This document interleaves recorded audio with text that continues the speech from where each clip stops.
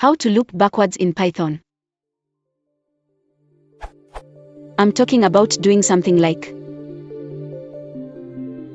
I can think of some ways to do so in Python, creating a list of range 1 n plus 1 and reverse it using while and I, but I wondered if there's a more elegant way to do it. Is there? Edit. Some suggested I use range instead of range, since range returns a list while range returns an iterator. But in Python 3, which I happen to use, range returns an iterator and range doesn't exist.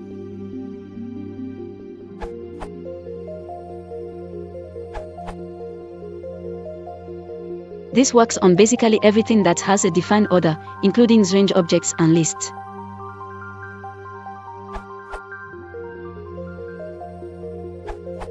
Range and xrange take a third parameter that specifies a step. So you can do the following, which gives. But for iteration, you should really be using xrange instead. So,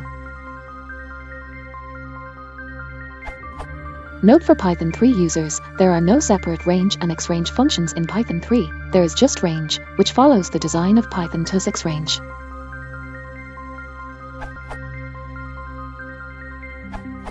To reverse a string without using reversed or a column -1, try something like.